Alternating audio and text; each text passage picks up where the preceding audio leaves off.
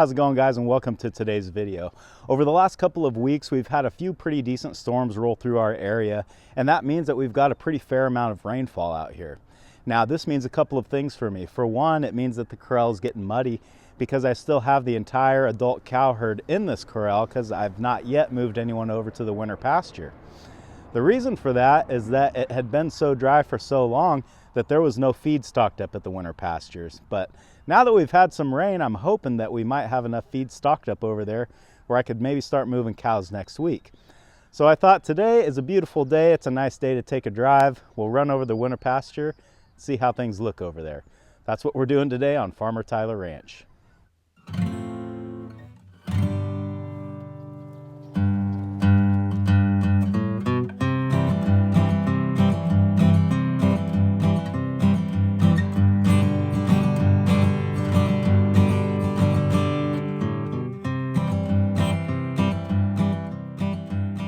Before we head over to the winter pasture, though, I thought I'd come out here into the summer pasture and sort of explain what all these different things mean, because I know that there are some people that may not know. Out here, grass falls into basically one of two categories. That is, it's either a warm season grass or a cool season grass.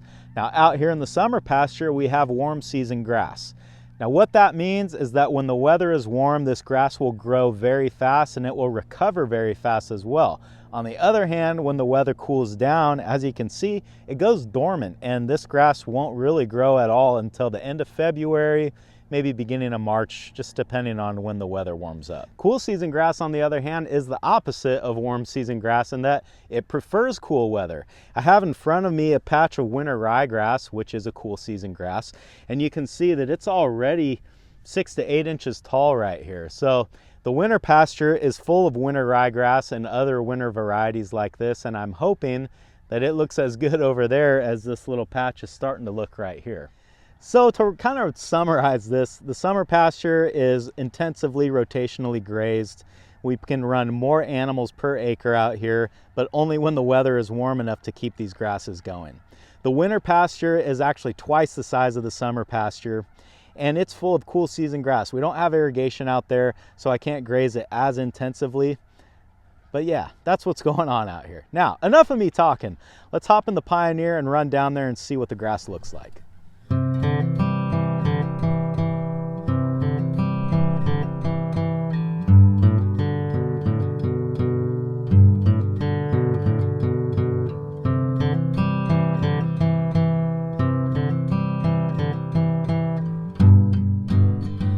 I haven't been out here since last May when we pulled the cows out for the summer, so the first thing that I wanted to do was just drive around a little bit and kind of take in the lay of the land and see if there had been any changes or anything that I might need to know about that happened over the summer when the cows weren't here.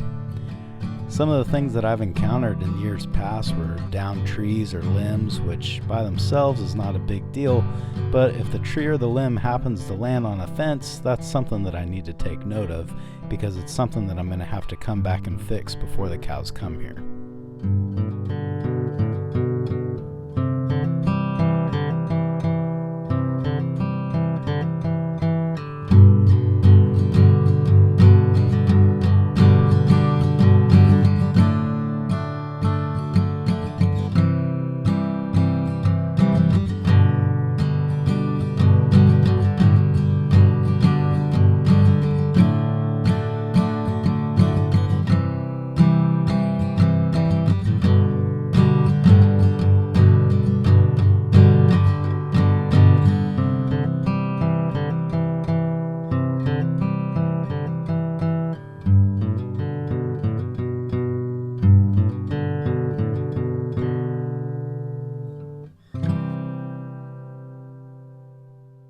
Well, I've been driving around out here for a little while, and I gotta say, guys, things really aren't looking that great out here.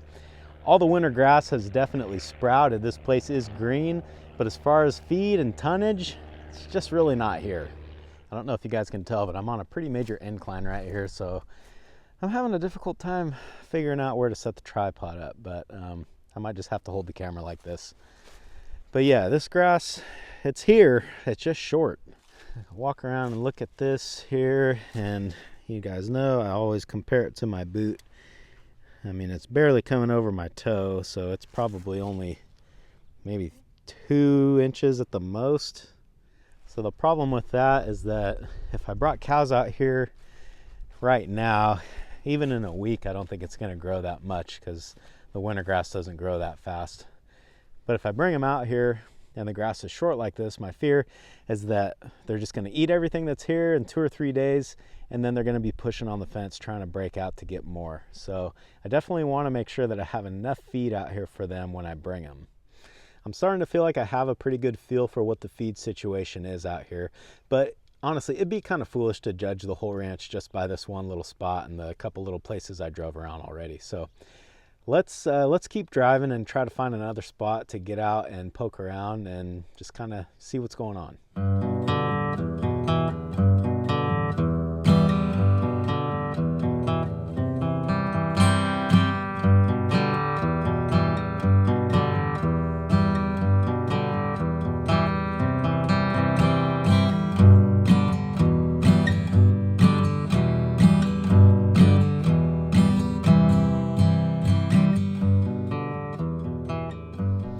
So I'm down here in another spot and it's just still more of the same.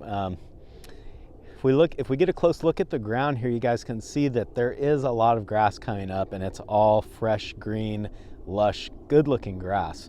There's just not quite enough of it out here in the open. Sometimes if I go in the oak trees under the drip line, that grass will be a little bit taller because every morning when there's fog or there's dew and that drips off of the trees, it causes the grass underneath the trees to grow. So it's kind of not what you would expect. You'd think the grass under the trees wouldn't grow as good because it doesn't get as much sun, but in this case, it gets a lot more water. So I think this is a pretty good representation of what the open ground looks like. Let's head in to the trees and see if it's any different in there. This trail is along the northernmost boundary of the ranch, and as you can see, the oak trees just love it over here. And so do the berry vines. The grass throughout here is actually a little bit better than it was in the other spots, but it looks like in order for the cattle to get to it, they're really going to have to dig through the berry vines. And, well, to be honest, cows just really don't like to do that.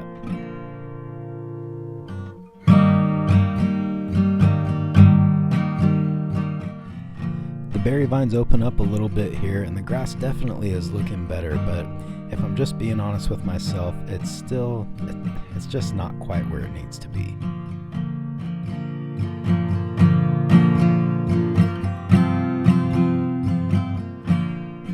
As we get out of the trees, it's just more of the same on this open ground, and even though I've pretty much already got my mind made up that the cows aren't coming here quite yet, I still wanted to stop and take the drone for a flight just to get a better look at things.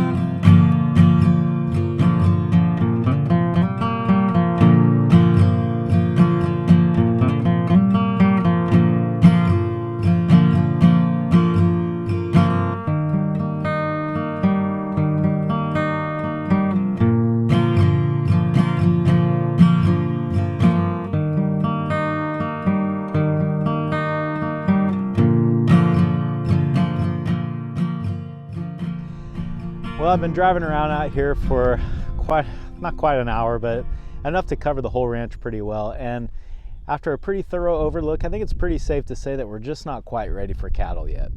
I think maybe 2-3 more weeks, depending on the weather, that we'll have enough grass stockpiled out here that I can start moving some cows then. This is just another one of those situations that's completely out of my control. This is totally dependent on the weather. On a normal year, we would have plenty of feed. In fact, we'd already have had cows out here for a couple weeks, but this year's just been a little bit different. So all I can do now is just hope for more sunshine and maybe a little bit more rain. Those two things together and a little bit of time, this field will be ready for cows in no time. Thanks for hanging out in the field with me today, guys, and I hope I'll see you again on Farmer Tyler Ranch.